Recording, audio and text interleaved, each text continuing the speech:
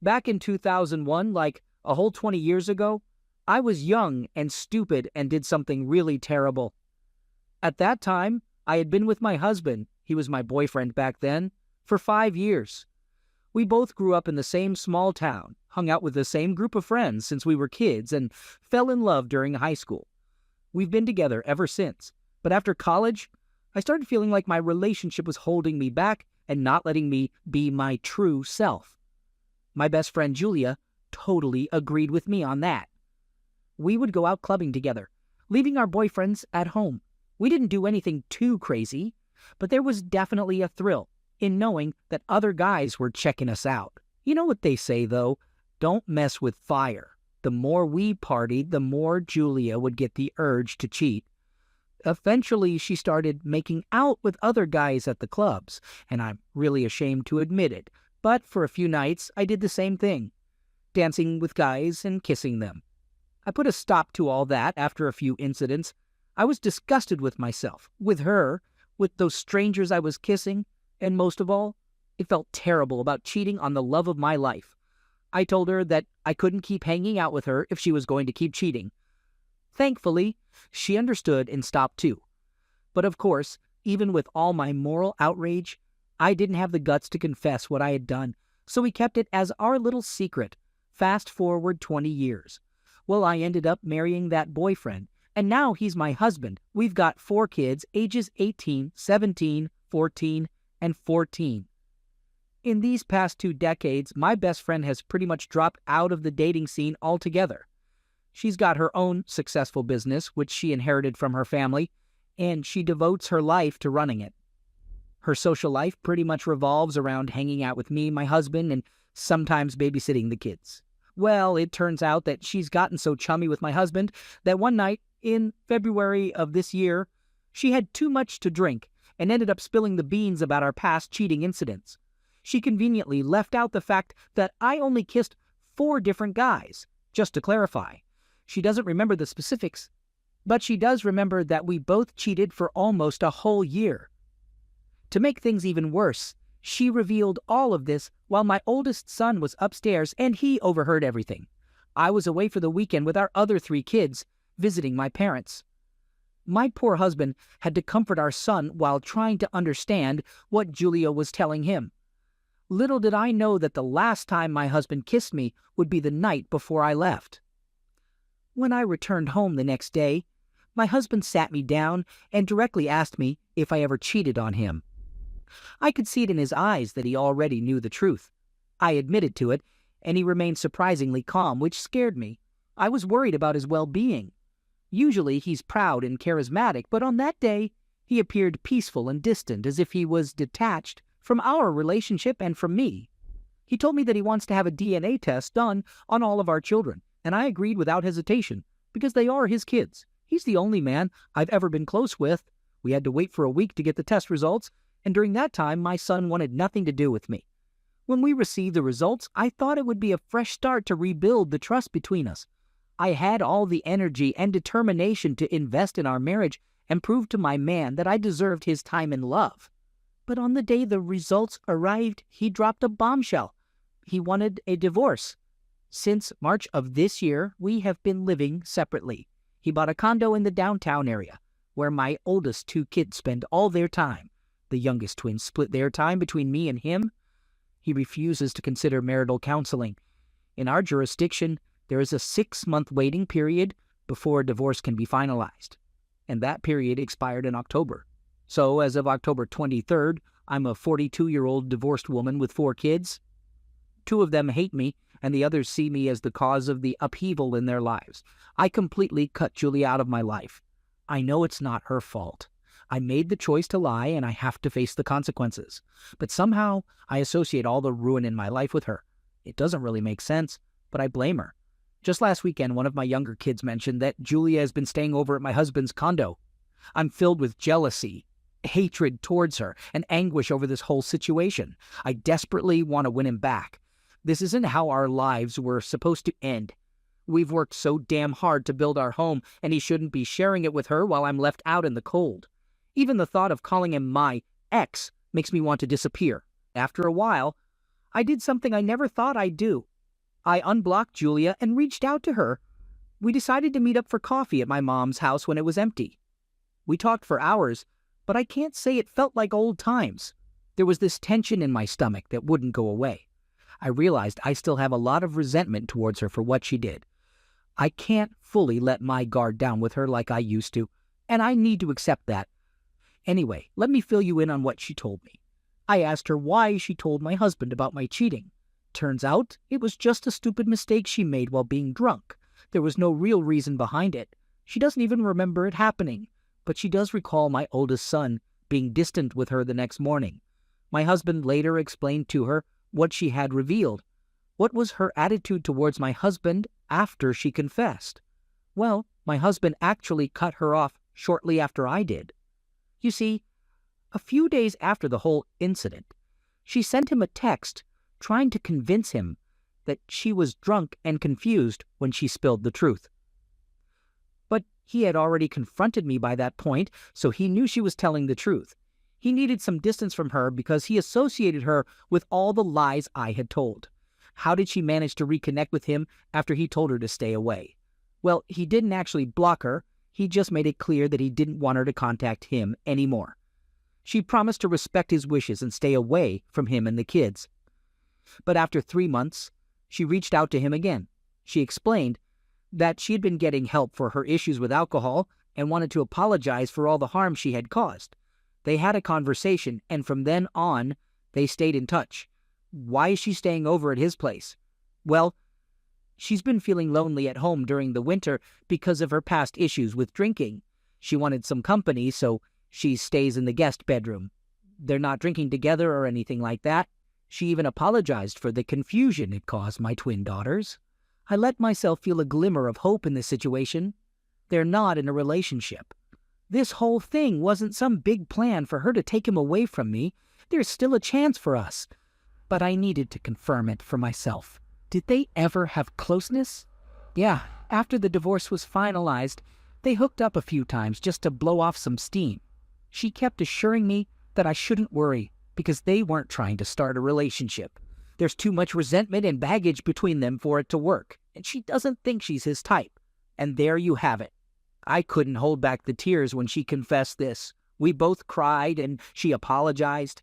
I must have told her 1,000 times that I hate her. I truly do hate her. I hate her more than I ever thought possible. She knows how much I love him. She knows how much I need him. Yet she still manages to disrupt everything, no matter how much it hurts me. I kicked her out after that. I haven't blocked her again. She wants to be back in my life.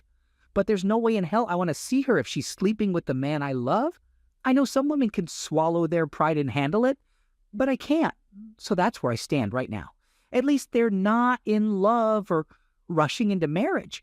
I try to convince myself that he's only using her as a way to fill the void in his heart. I try to convince myself that what they're doing is not meaningful closeness, but just a physical reaction to stress and circumstances. However, her comment about not being his type lingers in my mind. I wish I had asked her if she's dating someone now, or if he has his eyes on someone else. I wish I had prepared notes on the things I wanted to learn and express instead of going into the conversation unprepared. My emotions got the best of me, and now I find myself crying until I'm physically exhausted. All this meeting has done is humble me at the thought of him and her making love. I can't let this continue. I need to win him back before he falls in love with someone else. With the new information I've discovered, does anyone have advice on what steps I should take? Update. I need to strategize to do something different, something that could bring about a change in our lives. I'm aware that I made a grave mistake, but I also realize I didn't want it to ruin the rest of my life. I was in my early 20s back then, and now in my 40s, I'm a different person. I believe in forgiveness and second chances. I believe that my kids deserve a happy, loving family, not this chaos. My heart aches for my 2 elder kids who've distanced themselves from me. I can see the disappointment and anger in their eyes. I started seeking professional help, going for therapy sessions, working on my self-improvement. I needed to make amends. I needed to prove that I've changed, that I'm not the woman I was 20 years ago. My therapist helped me understand that it was necessary for me to forgive myself first, to move on from the past and focus on my future. I thought of reaching out to my ex-husband, but he was adamant. He had made it clear that he doesn't want to have anything to do with me. The only contact we had was through the lawyers. Every time I saw his name on the legal documents, my heart sank. I yearned to hear his voice, to see his face, to touch him, but all I got was a cold, distant signature on a piece of paper. One day I heard from a mutual friend that he had moved in with a new woman. My heart dropped. The jealousy was consuming me. I felt a burning rage inside me. I wanted to scream. I wanted to cry. I saw her once. She was stunning. With her beautiful long hair and radiant skin, she was indeed a sight to behold. I couldn't help but compare myself to her. I thought to myself I should be in her place with my kids, with my husband. It was a bitter pill to swallow. In the end, the divorce was finalized, and I was left with a big loan and no child support. I was on my own, struggling to make ends meet. He changed his numbers, made it impossible for me to reach him. It felt as if he had erased me from his life. Every night, I found myself crying, regretting every single mistake I had made. I wished I could turn back time. I wished I could undo it all. It was a long time ago. It was only a couple of kisses. There was never any closeness. Did I really deserve such a harsh outcome? I asked myself that question every single day. Was it that easy for him to move on, to forget all the years we had together, to forget all the happy moments, all the love, all the time we spent together? Was his heart just made of stone, or did he just decide to forget? It was like he became this mean, uncaring guy who looked down on me, even though I had been with him for over 20 years. Second story. Just so you know, I'm currently 35 years old, and this story I'm about to tell you happened back in 2014 when I was 26. My ex-fiancée, whom I'll refer to as Barb, was 25 at the time. We actually met in college and had been dating for 3 years before deciding to get engaged. By the 4th year, we had even set a wedding date. Both of our families weren't financially well off, and Barb was pursuing her graduate studies. So the financial responsibility for the wedding fell on me. It ended up costing a total of $20,000, which I managed to pay in full just 4 days before the wedding. Before I dive into the chaotic evening I'm about to share, let me give you a rundown of our typical relationship drama in our mid-20s. We had our fair share of issues like poor communication, partying too much on weekends, and silly fights over insignificant things. But aside from that, we had a solid relationship and spent a lot of time together navigating life after college and planning our future. Now, back to the wedding disaster. As I mentioned earlier, I had already paid the wedding and reception venue, and their policy stated that the payment was non-refundable. We had over 120 guests confirmed, including several from out of state. The tuxedos and bridesmaid dresses were all sorted and paid for, and everything seemed to be falling into place. But little did we know, a storm of unfortunate events was about to unfold, and I won't keep you waiting any longer. The incident happened on a Friday night in our new apartment, which we had moved into a few weeks earlier. We decided to invite around 12 friends over to our place for some pre-drinks before heading out to the local bars. Among our friends was Ricky, my buddy, whom I've known since kindergarten. Ricky and Barb had gotten along really well over the past 3 years, and he was definitely one of her favorite pals of mine. It's always great when your significant other gets along with your friends. We started the night at a nearby hookah lounge where you could bring your own booze. By the time we left there, we had already finished a 5th of Jameson whiskey and a 30-pack of Yuengling beer, and everyone was feeling the buzz. The next 3 hours were spent hopping between 2 or 3 bars. And as the night went on, our entire group became a drunken, rowdy mess. When the bars closed, most people went home, except for myself, Barb, Ricky, and another couple who joined us for a nightcap at our apartment. Once we were back at our place, the other couple didn't stay for long and left after about 20 minutes. So it was just me, Barb, and freaking Ricky. Earlier in the night at the hookah bar, I noticed Barb being more focused on her phone than usual, and I also noticed Ricky checking his phone whenever Barb would lock the screen. I had a slight suspicion, but didn't think much of it. Why would I worry about them planning something shady just 2 days before I was supposed to marry Barb? Back at the apartment, I was relatively sober and realized all the alcohol had been finished. I thought about picking up a couple of six-packs from a local store that stays open until 3 a.m.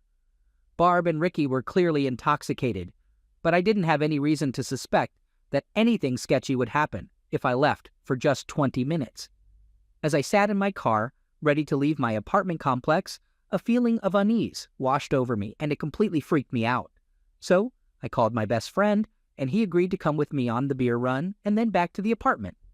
We grabbed some Bud Heavies and made our way home, walking up to the sliding glass door that led to the living room where we had a sectional sofa on the right. We opened the door and took a couple of steps inside. And there it was, my ex-fiancé and Ricky, both completely without clothes, passionately engaged in some serious tonsil hockey. The crazy part was that neither of them seemed to notice that my buddy and I were standing just 10 feet away, witnessing their sloppy and drunken antics. After about 7-10 seconds of trying to process what I was seeing, I lost it. I dropped the booze, forcefully pushed her off Ricky, who was still lying there without clothes, and delivered 2 solid punches to Ricky's eye and cheek. The look of terror on his face was priceless. At one point, after he regained consciousness, he tried to stumble towards me, his face swollen like the Elephant Man, and attempted to drunkenly apologize by wrapping his arm around my shoulders. That didn't go well, either, because I ended up giving him a good slap, throwing him to the ground and pinning him down for a few minutes with my knee on his temple area, kind of like a dirty cop. I hoped that humiliating him like that would make Ricky think twice before getting involved with someone else's partner. Just to give you some context, I'm a 6, tall, 220-pound guy who has been playing hockey my whole life, while Ricky is a 5 or 6 inches tall, 140-pound runner. Right after I unleashed my fist on him, Ricky started snoring, who knew that was even possible, and ended up sleeping for at least 5 minutes, while I was freaking out about the whole situation. Without thinking, I kept calling her parents like 10 times until they finally woke up, and I insisted that they come immediately to pick up their cheating daughter. Luckily, their house was just a 5-minute drive away, so they arrived shortly after. When they walked in, they found me going off on Barb about her disgusting and unforgivable choice, Ricky lounging on the couch, and my buddy trying to mediate the situation. The first thing I made clear to everyone was that the wedding was completely off. I demanded the engagement ring back and made it clear that I'd rather lose $20K than spend the rest of my life with a damn cheater. Her parents spent the next 20 minutes trying to convince me to reconsider and even defended Barb's actions, asking why I couldn't forgive her, or if it was too late to cancel the wedding.